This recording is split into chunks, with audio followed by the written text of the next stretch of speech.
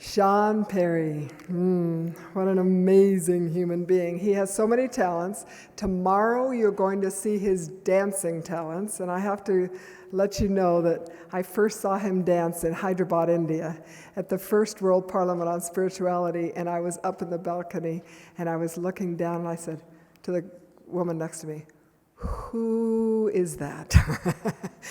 Tomorrow you'll watch that, and today he's going to share his magnificent message with us.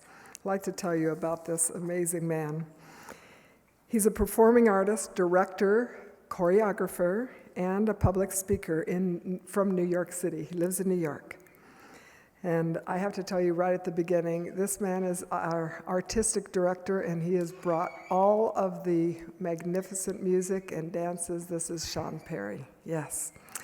So for the past 20 years, his career has spanned Broadway, off-Broadway, national and international Broadway tours, the Metropolitan Opera, National Ballroom Championships, MTV, and more.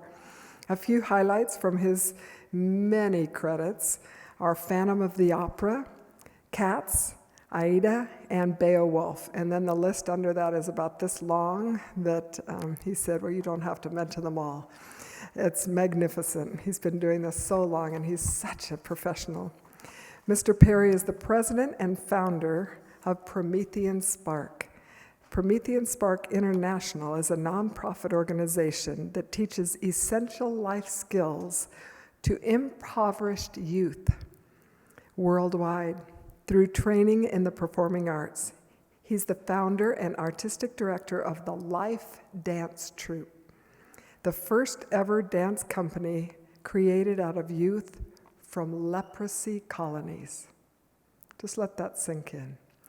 He goes over and he works with the youth in leprosy colonies and teaches them how to dance, and teaches them more than dance. He teaches them life skills through dance.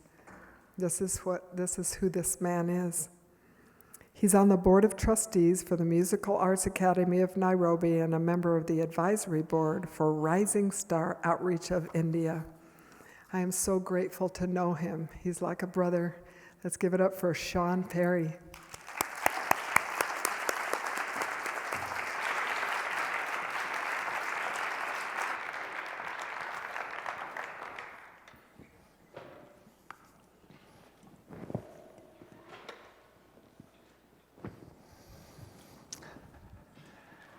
Hello, my friends, my brothers and sisters. Pluribus Unum. If you are not sitting next to someone, actually, even if you are, I would love for you to connect. Out of many, one. Please go, scooch closer. Get next to someone. We're going to do a little interactive activity right now, just a quick one. And so I want to make sure that you're close to some people around you. That's the only way this is going to work. And I mean it. It's the only way this is going to work. Okay. Now, make sure you have a little community around you that you can connect with. Now, I would like all of you to go ahead and stand up for 1 second and turn to your neighbor and shake hands with your neighbor and just hold it for 1 second. Look them in the eye and shake their hand. Just look them right in the eye. Okay? And then switch to another person and shake their hand. Look them in the eye. Okay? Great. Now, if you are comfortable with this, please turn to a neighbor and give them a hug.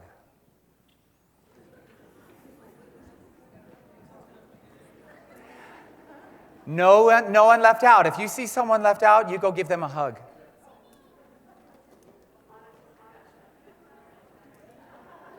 Great. Now, if I can have your attention, stay where you are. Very interesting. Very, very interesting that if you were in here when Daryl D'Souza spoke, loved his talk and the insights he brought. If you notice the chakra system, so go ahead and stay standing for 1 second. Notice the chakra system, and you notice the areas of energy. We all know that energy comes from the palm. Powerful life energy comes from the palm of the hand. In every single spiritual thought, belief system, throughout history, we've seen the healing through laying on of hands and power coming from this. It's life energy that comes from our palms. Isn't it interesting that when we shake hands, we connect life energy?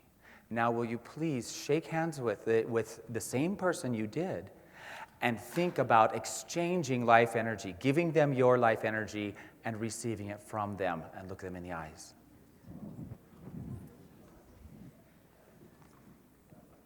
And then find someone else and do that with them too.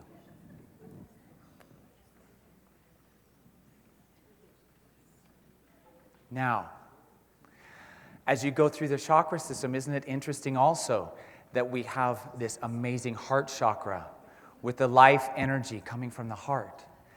And when we hug, what are we doing? Normally, there's a space that is, if you get too close, then we feel uncomfortable with a person, right? And they're talking to you this close. You've had those people that get up that close to you, and they're talking to you that close, and you're like, and then they move in, and then they move in, right? So there's that space, our aura, right? Our energy that we say, this is my space, this is yours. But when we hug, what are we doing? Intercrossing those spaces and saying, I want more of your energy in me, and I'm going to share some of mine with you.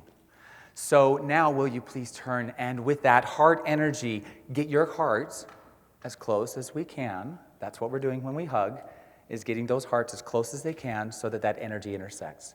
Please go ahead and try that with that in mind.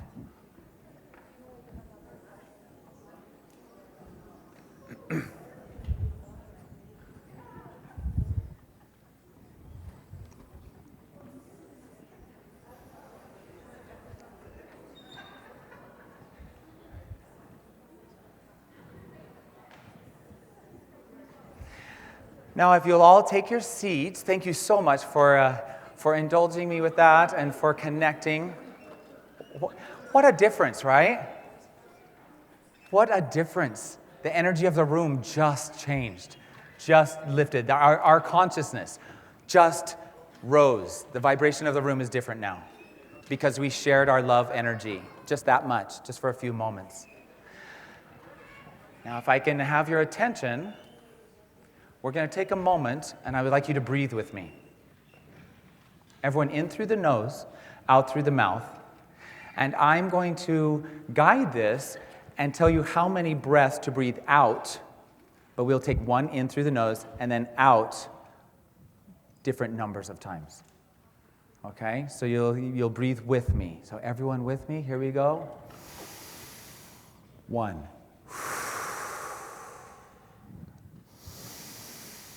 2. All the way out.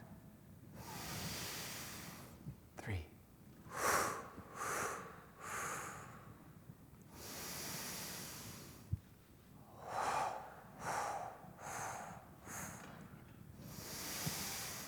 8.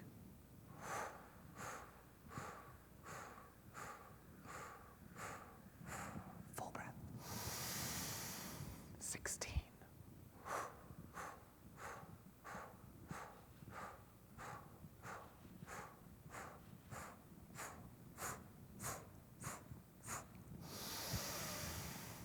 20.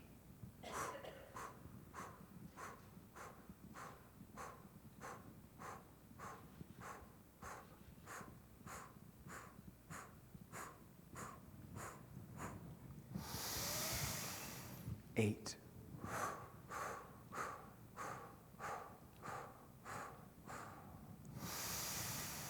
4. 3.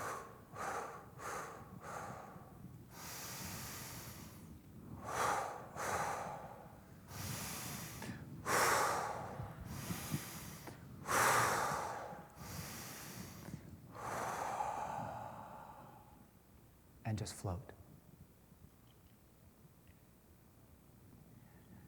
There is so much power in connecting our lives, in connecting our life energy.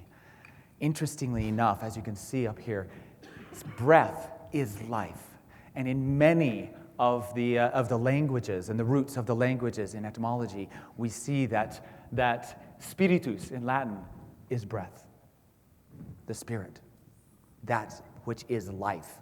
And then we have ruach in Hebrew, and in Sanskrit, the prana. And these have connections to the essence of life, or the spirit, or things like this. And in Hawaiian, aloha. Right? Ha is breath. Alo is the essence of life. And it's really amazing how that connects. And if we learn to control that and to share it. I've actually spent time with my nieces and nephews and shared this breathing exercise. And done, there's obviously many versions you can do, and you can do it long time or keep going up and go all the way up. So I practice it daily and end on 80. And my friends that I learned it from in India, they go up to 120 breaths out. And it's an amazing sacred space that you're making inside of yourself as you do that. And it completely empties your mind so that you're a blank canvas, ready for inspiration and ready for light to flow through you. So it's a beautiful practice. And I practiced it with some of my nieces and nephews. And they were fabulous. And actually, one of my nieces that I've practiced it with is here. And I wanted to share with her and all of you that isn't it interesting that the earth, as a living organism, breathes?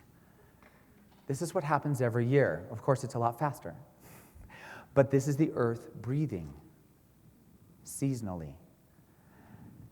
And as we learn to breathe with each other and with nature and with the earth, we truly are becoming one and connecting our consciousness and lifting our connection to the universe, to earth, to God, and being able to lift the whole.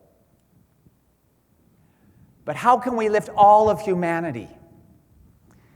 Let's talk a little bit about that. Actually, I have, let's see, my niece is here. Her name is Dharma. Could you come up here with me?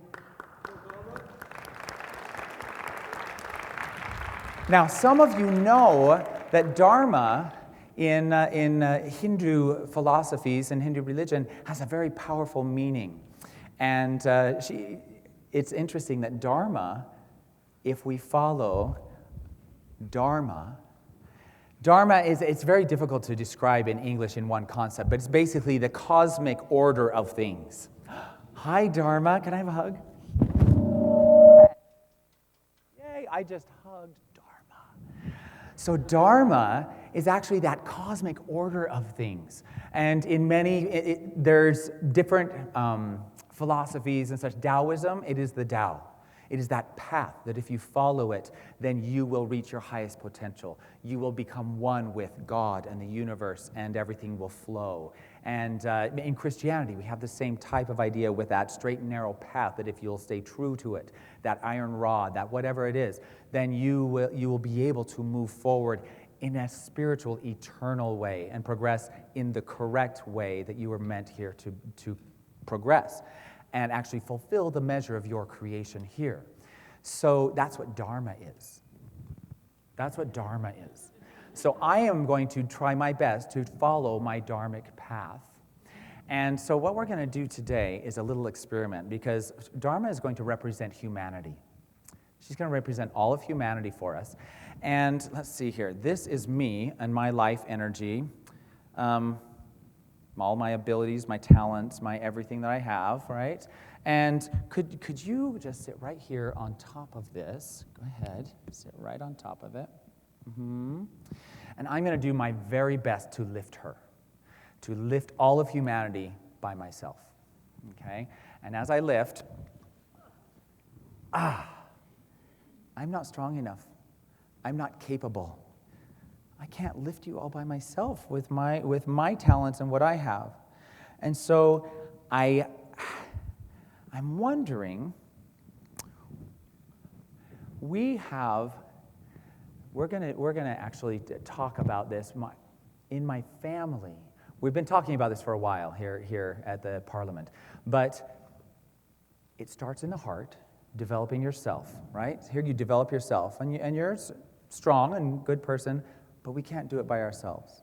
And so in the home is that next place where it's taught and developed and we connect with others.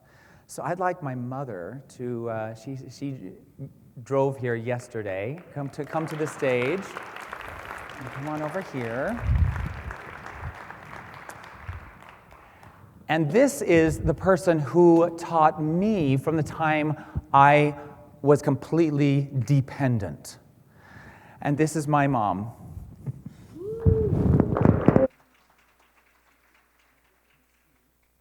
And she taught me how to weave lives and to make a fabric of our lives and our life energy. And so if you will take these, and you can help her out. And we're going to actually, are your mom and dad here? Yeah. Yeah? Do you think you could invite them up? Could you go ahead and tell them to come on up here? Mom and Dad, can you please come up? So, my mother coddled me and then taught me all these lessons of life and then said, okay, go out. And this is my sister and her husband, who were also taught in the home, and now they are teaching their daughter. And so actually, if you can step here and let your mom sit there, that would be great. And you can sit in her lap if you want. And we're going to have them start weaving a fabric. And Russ, if you want to come around here, we're going to bring some other people in, and you can help down here in a little circle. And they're going to start weaving these fabrics of life together. And we'll see what happens with that towards the end. So we're going to take a moment and jump back. Back meaning take a step back in history. And I'd like to, there we are. Now, this bottom little montage is by no means trying to tell you that we come from apes. That's not the point. It's just a little inscription saying, "Oh, isn't that interesting where we've progressed and what's been going on?" And it's just one take on the development of humanity that I thought was kind of funny. Here, let's look at the maturation of humanity as we go through the Stone Age, the Bronze Age, Medieval Age, Renaissance, Industrial, Space, and Information Age. And so let's go ahead and just kind of walk through those. And we'll discuss them. As we go through them, I would love for you to think about the development and maturation of the human being. And let's look at where we are as a human organism, as a human family, as humanity, the same as if we were growing up ourselves as a human being. So we have the Stone Age where everything is petulant, everything is now, everything is survival, everything is, if something goes wrong, what do? You scream and you get mad and you maybe kill someone in the Stone Age, right? I mean, it's everything, and it tends to violence, and it's survival of the fittest. Fittest actually, he didn't mean that when he said that. So it's the survival of the strongest. I'll put it that way. And so here we have that. We go to the Bronze Age where we are able to do other things. Now think again of a baby growing to the next stage. And we have this Bronze Age where we're able to make things and do things and develop and grow into the next phase of understanding. And then we move to the Medieval Age, where we're able to actually comprehend a bit more and create and build. And we start focusing on the mind and on the body. And maybe as a teenager, right, we're starting to work out and we're starting to develop and go through puberty and figure out, oh my gosh, I can learn all this stuff and there's so much more to me than my tricycle. Oh my gosh. And being able to, and then you start noticing, oh, what do I look like?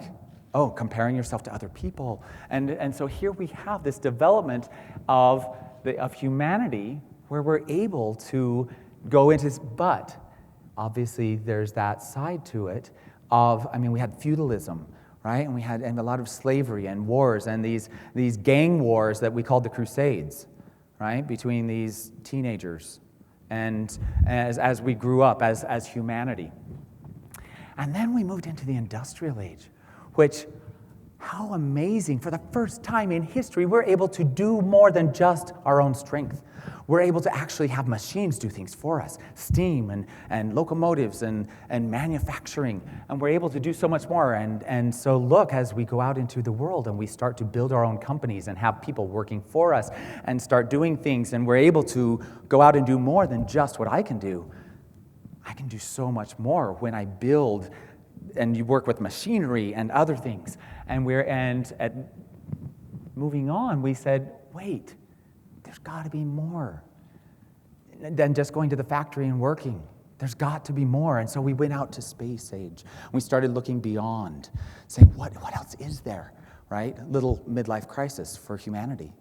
Saying, we've got to go out, not just Earth, there's more out there. And so we went out there. And then we came to the information age. And all of a sudden, here we are connected and able to connect with anyone on the planet just about. And actually, and I love what Sahib said about the cell phones. Perfect intro for where we're going here. Will you all pull out your cell phones right now for me? Everyone pull it out. Here we go. If you've got a cell phone, I want to see it. I left mine in the dressing room. Shucks. So let's see your cell phones. Hold it up. Anyone have a cell phone? Yep, hold it up. Oh, there we are. Thank you so much. All right, put it on camera. Everyone who has your cell phone. And put it on selfie mode. All right? And turn around and take a selfie. Everyone take a selfie. Go for it. Okay? So here you are. You just took a selfie at the World Parliament on Spirituality, right? And how amazing that the information age has actually turned into the selfie age. You laugh. It is so amazing how all of our energy, for some reason, has moved. Yes, we're sending it out, but 90% of that time, we're sending it out to come right back to us. It's very selfish. And we're saying, look at all this work I'm doing, all this traveling, look at how cool I am. And then we put it on Facebook and say, aren't I awesome?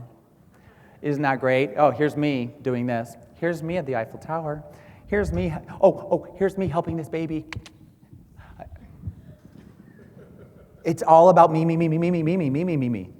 right? And so we're out there doing wonderful things, but it's this energy that comes back. And it's so fascinating to me that we are starting to move out of that. We're starting to understand and think of the development of the human as we get older and we come to this place where it doesn't have to be about me anymore.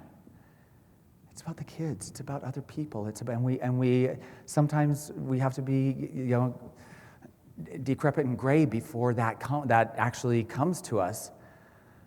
But more and more people, literally a critical mass on the planet, is turning that, and in their young years are understanding this and are starting to say, it's about the whole. It's about everyone. It's about lifting all of humanity. It's not about me. Anything that happens to me comes through me and helps someone else. So instead of going through there and coming back to me, it goes through me and out. And I'm the conduit of the light and the good. And we're starting to understand that. It's this maturation. And so we are now moving into literally, we are on the cusp of the age of enlightenment. Prophecies from prophets past in every single religion, every single spiritual belief system has talked about now. I've been studying the Mayan calendar, and Carlos Barrios, amazing man who's done so much studying on that, and they call it the transition from the fourth sun to the fifth sun. Today we were just informed that in other areas it's called the age of Aquarius that we're moving into, right? The age of enlightenment. It's happening. Here we are. And now what? How can this happen? We have a polarization of the dark and the light. And that darkness is actually stronger right now. It's focused. It knows what it wants. And it's aimed at it, and it's moving towards its goals. Light is divisive. We have a lot of people who have a lot of light and are powerful. But a lot of those people that are bearers of light are still focused on, it's my way and not yours. And this here is what it's all about. Aren't we done with that? I'm saved, you're not. My way's better, not yours. Wait, don't we all want the same thing? You're Muslim, you're Jew, you're Hindu, you're Buddhist, you're Taoist, I'm Christian. So do we have to argue and fight about it? Yeah, we disagree on some doctrines. Believe what you believe, please. Don't we all want the same thing underneath? Don't we all want peace? Don't we all want prosperity? Don't we all want love? Don't we all want harmony? Isn't that what we all really want? So why are we fighting? What's that about? So understanding that under fabric is what this is about. And coming together just like this and in other places around the world and becoming the ushers at the gates of the age of enlightenment. That's our job right now. And I'm going to tell you a quick story about some time this dark and light, and how the dark is very strong, but the light is there, and it's so powerful, and it makes a huge difference. And by connecting, by working together, we can change millions. Thank you. This is the only time in history that this could be possible. Never in the history of the world could we change millions of lives at the same time. I push a button and millions of people can see the message. When's that ever happened in the history of the world? Never. We're here. This is it. We can lift all of humanity. Never has that been able to happen. We could lift pockets, but now, in this age, we can lift all of it. But we have to work together. We have to figure out what those goals are. We have to focus. We have to be I hate to say it, but darkness is setting a really good example of that. And we got to follow that. We got to come together and say, this is what we want. So, I'm going to tell you a quick little story about what happened 9 years ago when I went to Kenya. And you heard a little bit this morning as you met Kelvin Mahasi. And I'm going to tell you what happened on that trip. So with the nonprofit organization that Paula mentioned, Promethean Spark International, I went to Kenya and was working. I hadn't worked yet. I showed up, and it was a couple of days before the elections. And so everything was kind of in a little bit of commotion. They said, no, nothing's going to happen right now. So, wait for a little bit. And Election day came. We were going to get started the day after elections with a program, do some outreach, and work with the Boys Choir of Kenya. And so the elections came, and I'm sitting there in this group of people. I'm the only white face, like in this hostel, and it's all these great people in the hostel with me, and made lots of friends from all different places in Africa, and we're watching the elections on this snow TV. It was kind of like bleeping with the rabbit ears. We're like, whoa, whoa, whoa, whoa. Well, long story short, it was very obvious that Kibaki had cheated. And everyone could tell. And the freedom fighters from the Luo tribe said, we're not going to put up with this corruption no more. No more, no more, no more. We're done. And so Kibaki said, I'm going to get myself sworn in tonight, the day of. So here, everything was blockaded in their White House, in their parliament, and here he is, hand on the Bible, with 3 people behind him getting sworn in. And across the bottom comes, and the ticker tape, 2 people killed in Kisumu, 3 people shot in Kibera. And it starts rising and rising and rising and more. And riots and all these things happen. After a couple of hours, and we're getting in the hundreds at this point, and it's spreading all across the country. The TV went blank for about 10 seconds, and cartoons came on. And the Civil War broke out. It was only a couple of months, so it wasn't a full-scale civil war, but about a few thousand people were killed, and nearly 200,000 people were left homeless. And I was there. We were told, get out, get out, get out. I was like, no, there's a reason for me to be here. I need to stay. And so when we ran out of food in the hostel, I volunteered and I went out looking for food. And went around, and it's a long, full story, so I'm not going to tell you all the details, but I actually did find some food, and we had to dodge the mobs were coming down, and you could see them with their machetes and their rocks and stuff, and you dodge it and go the other way, and work your way around in like the ghost town of Nairobi, because nobody was outside. And then I wanted to let my family know that I was okay, so I went up to where I thought there would be a little cafe, internet cafe, and I could send them a little message. So I sat down, and it was open. It was the fourth floor, so it was still open. Sent a couple of messages. Later, I found out that they had no idea a civil war had broken out in Kenya, but I wanted them to know I was safe. And then the building was attacked while we were there. And we could hear them downstairs yelling and throwing rocks and breaking into and so we all ducked and went under the table. And under the table, I started talking to this girl named Sarah. And she said, "Oh, what are you doing here?" So I'm here teaching life skills to impoverished youth through music and dance. And she's like, "Well, there's these guys out in our slum. They dance every single day. They drum and they dance every day for a few hours in the afternoon. And there's like 4 or 5 of them they're pretty awesome." And I was like, "Where are they? I want to meet them." And she said, "Well, come with us." "Where are you? I'm sorry, who are you? Where am I supposed to go?" And I had just finished reading The Alchemist, the signs, right? And I was like, "Is this a sign? If it's not, I don't know what is, so yes." "Okay, I'm sorry, what was your name? Let's go." And so I went an hour and a half outside of Nairobi and completely lost. And we went in, and I walked into this corrugated tin hut. We walked into these slums with the rusted out tin roofs as far as you could see, and we wound through the maze, and we sat down and watched them dancing and drumming. And I was just like, how did I end up here? Wow, in the middle of a civil war and watching these guys do their Aboriginal dancing and what? And they came over and said, "Oh, what are you doing here? We want to work." And so they pulled me up, and I started teaching them. And I taught them for hours. And then it was getting dark, so I had to go back. And we went back and to the same place where the matatus were and said, where are the matatus? They're not here. And the lady at the marketplace said, "Oh, no more matatus." The last 3, they pulled the people out in the middle of the highway and stripped them naked and beat them and left them in the street to die. So no more. They're done for today, for a while. Yeah, no more.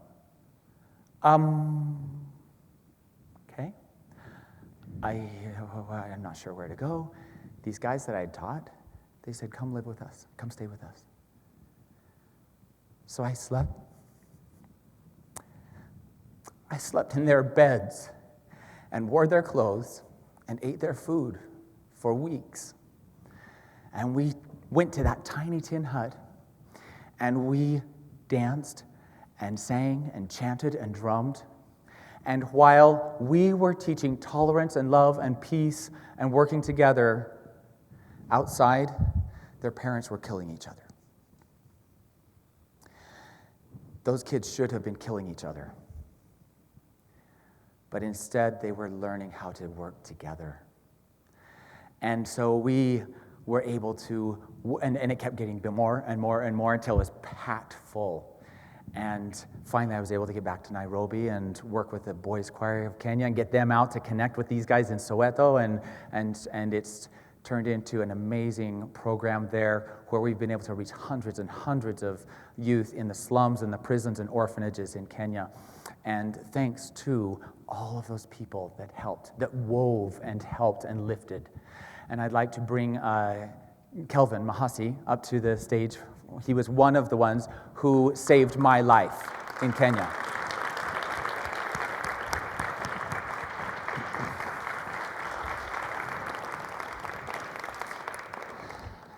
I'm going to sing a little song that I wrote about this, and for you. It's called Kenyan Drums.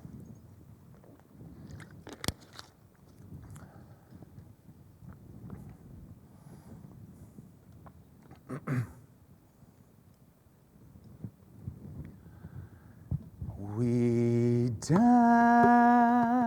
to the beat of Kenyan drums. We danced though the night came on, burning in violence, bloodshed and tears, crying in silence, the world disappears. Nothing could stop this nightmare come true. Thousands were homeless, but what could we do? So we danced to the beat of Kenyan drums.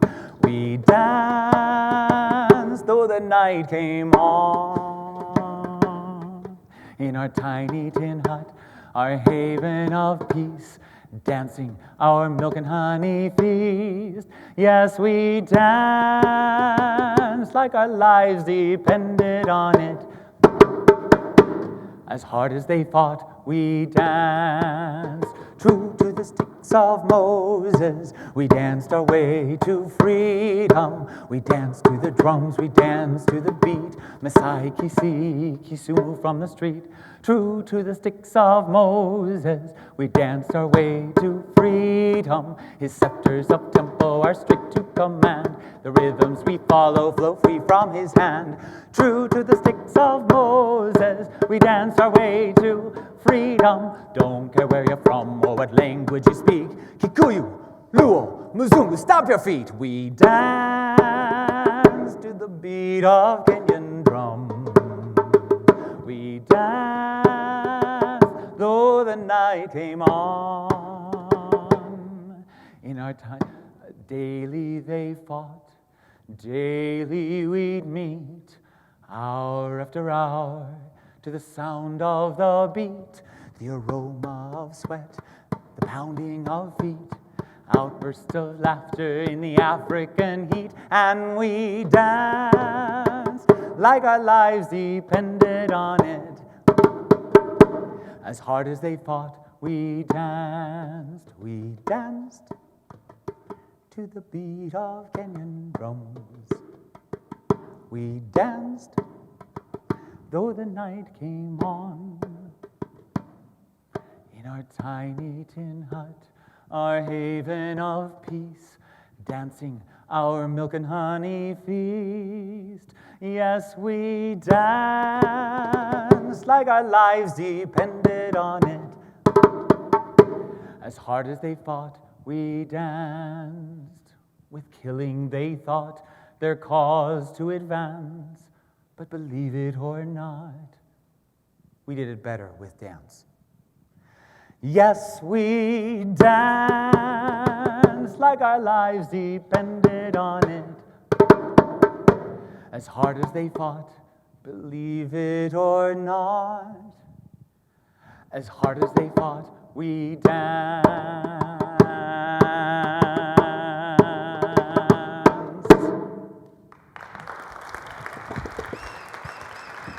Thank you.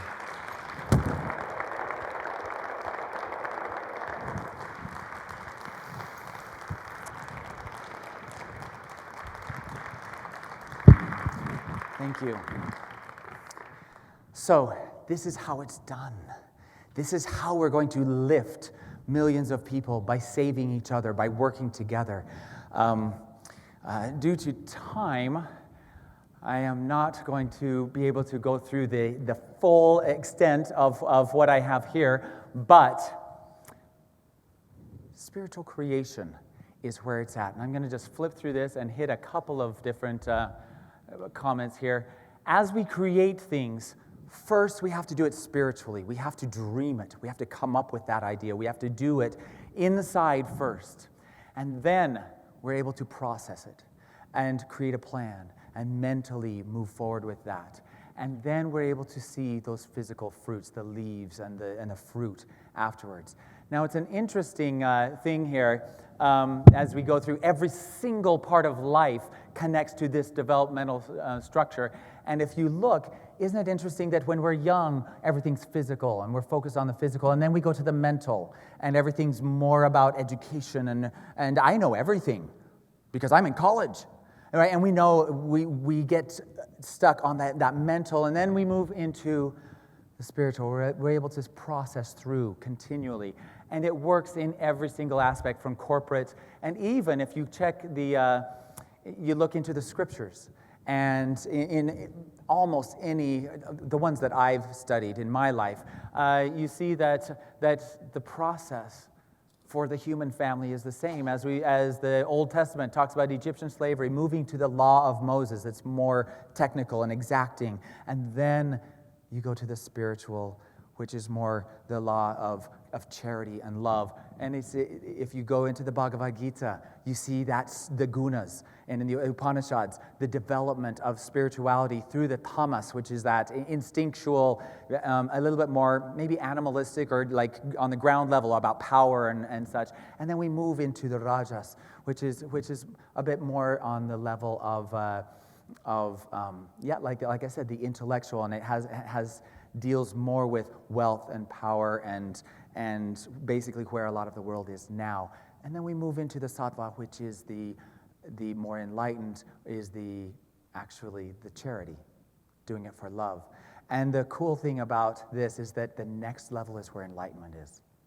It's not that top level, that level up there. The next level, because a lot of times that top line is done this way.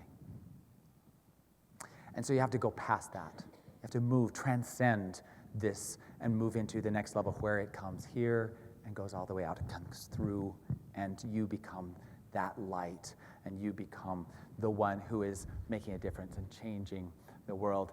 And as I go through and teach these, you'll see that physical, mental, and spiritual, when you focus on one, everything, if you focus on the physical, everything goes wrong. And we live struggling with all these things, inferiority complexes and survival and instability. But if you focus on the mental, yes, knowledge is revered, but then you have manipulation and hypocrisy and self-aggrandizement and greed and all these things. Yes, self-discipline, absolutely. But when you focus through the spiritual and you begin and go through the spiritual first, love is the law. You have awareness of others. A collective consciousness becomes the purpose, and that heightened humanitarianism happens. There are more people doing humanitarian work now in the world than ever in the history of the world, and it's growing every single day. As I go across the world, I see a tidal wave of humanitarianism and love and heightened consciousness. It's crossing the globe, and we get to figure out how to make that into a single unified purpose. So as you see, as we go through, as we talked about, there's the young, the teenager, the adult, moving into our age of enlightenment. So how do we lift all of humanity? If not me, who? If not how? If not now, when? Let's try. Shall we try to lift humanity? Can you come with me over here? You know, put those down. Fabulous. And come on over here. And will you guys come over with me? Mahasi, will you come up and help us out here? As we weave all of these together in our lives. Yeah, let's go ahead and set that down here. Come on in. You want to come and sit down on our woven fabric. Face that way. There you go. Okay. Here we go. Ready? And That's how you lift all of humanity.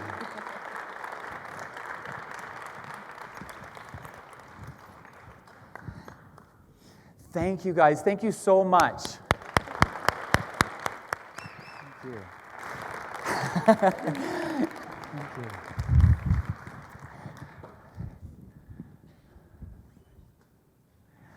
So, we gotta get, there we go. Thank you. All right, Christian, if you'll come to the piano. I have one more song I'd like to share with you. This one was actually written for the First World Parliament on Spirituality. I didn't know I was writing it for that. I sat in Union Square, where a lot of violent history has taken place, and stayed there until I finished the song. Stayed there all day long because I knew I needed to write it in that place for the inspiration, and didn't know why. And eventually I found out why. And it's called Now or Never, a love song to humanity. And actually, when I first sang it at the World Parliament on Spirituality in Hyderabad, went and sat down, and Paula came running up to me, and she goes, "I think I have my new favorite song." So I'd like to share it with you now.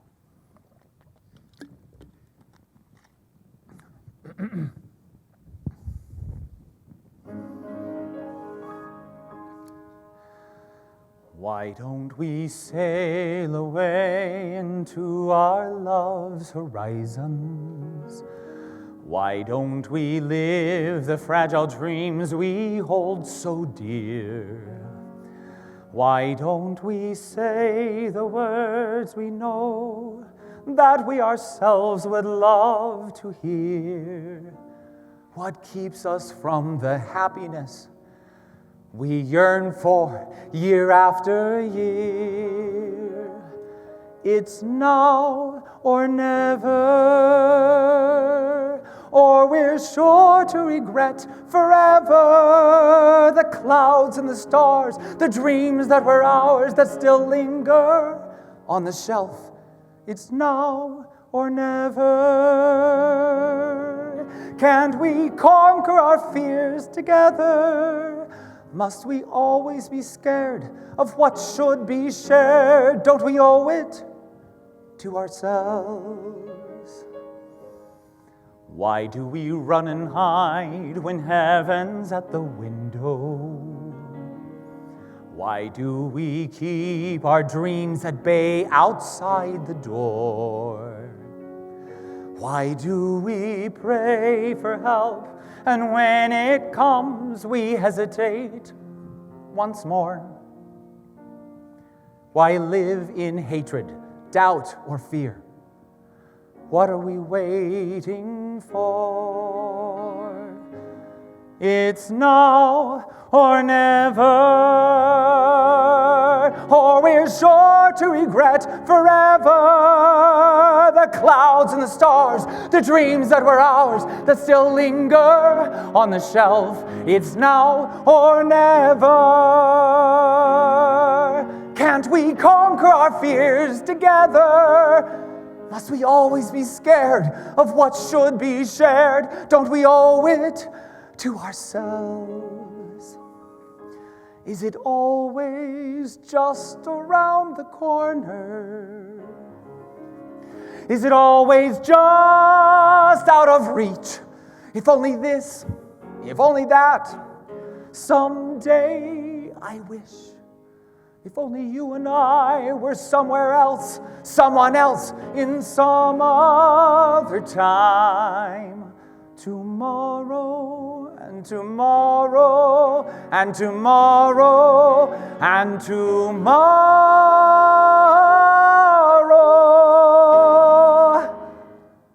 Tomorrow never becomes today. Tomorrow will always be a day away. So live today. It's now or never, or we're sure to regret forever. Let's live today.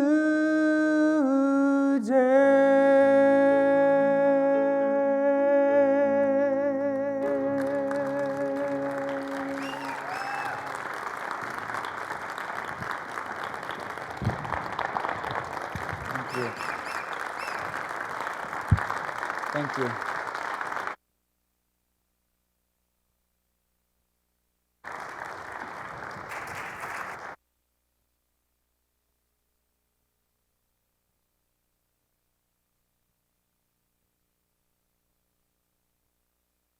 Here we go. Does he take your breath away or what? And he's not married yet. There's some lucky girl someday. Thank you for that. You're Yes. welcome. The little plug. Yeah. All right, my friend. Here we go. She's waiting. She's looking for you, Shaun.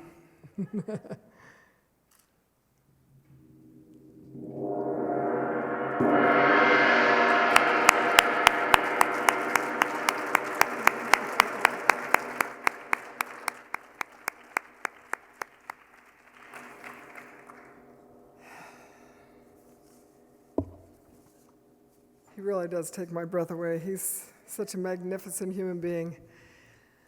I just want you to know, as someone who has a degree in music, and my family performed professionally for 12 years, that voice is magnificent.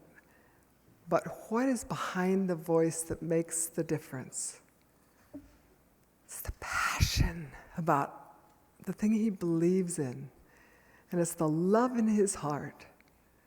And that man, again, goes down into leprosy colonies in India. He never makes it about himself. So many lessons just to be in his presence.